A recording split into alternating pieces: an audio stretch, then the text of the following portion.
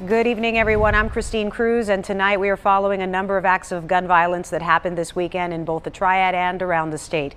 In Salisbury, chaos at Livingstone College after 2 people were shot and several injured fleeing the scene at a homecoming concert on campus.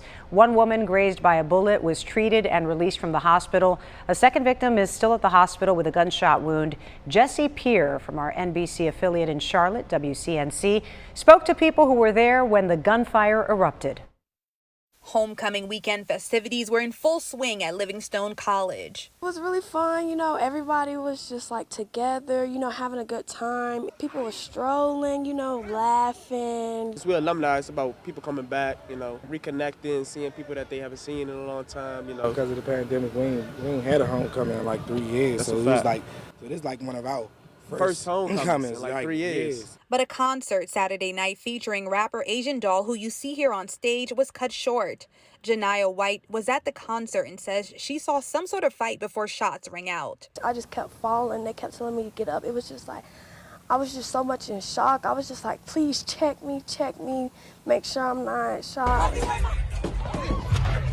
Rapper was rapping, and then like next thing you know, you just hear gunshots. A lot of people just start Running. scattering. Salisbury police say during a fight, a person who was not a student at the college fired 1 or 2 shots. But everybody that went to Livingstone, We affiliated with Livingstone, they don't get into that stuff, especially on campus. Yeah, Man, especially with this security this year. Security been tight. Police say 2 people were shot and multiple people got hurt running from the scene. White is one of them. She left the concert with several scars on her foot. Just seeing people on the ground and getting pulled away by stretchers, it just made me break down and cry because I know the pain and I know the feeling. And if you're going to see your mom again, your dad again. White, a gun violence survivor, says she is pretty shaken up and wants people to put the guns away and learn better ways to solve their issues. Teach them that guns isn't a way to solve things, so the next generation could be better than this generation. College president Dr. Anthony Davis says he is saddened students and others in the school community were exposed to this senseless act of violence. We are also assessing the mental health of our students, and we're evaluating our public safety measures to ensure that we create a safe, living, learning, and working environment. Jesse Peer, WCNC Charlotte. Triad authorities are also investigating a number of crimes today. In Winston-Salem, a juvenile was shot early this morning. That juvenile found with a non-life-threatening shot to the right arm.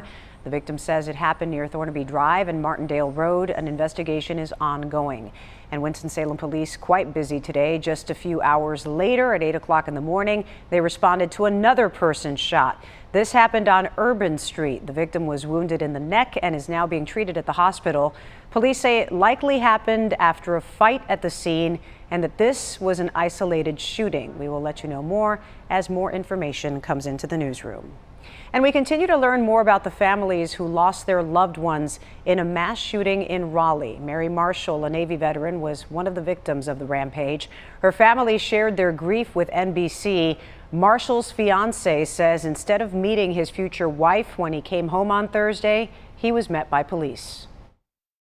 He started asking about tattoos that Mary has. She's got one here with 3 birds and some words, something about flying or sky, and the detective goes, "Sky above us."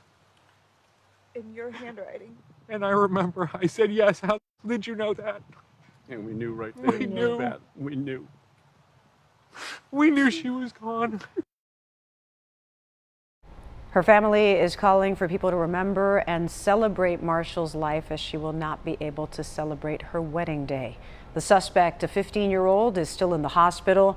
The district attorney expects to try him as an adult. Back in the Triad, High Point officers are investigating a hit and run.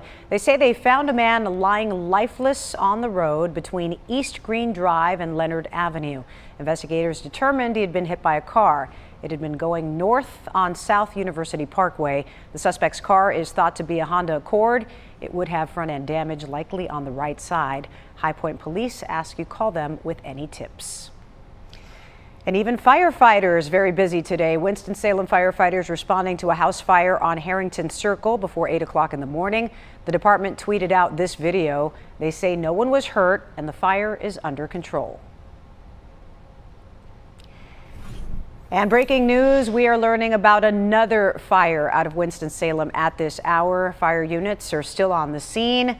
This is at June Avenue on the 4500 block there. You can see that home was completely engulfed as firefighters work hard to put out those flames. No reports of any injuries at this hour, and officials are saying that the fire is now under control.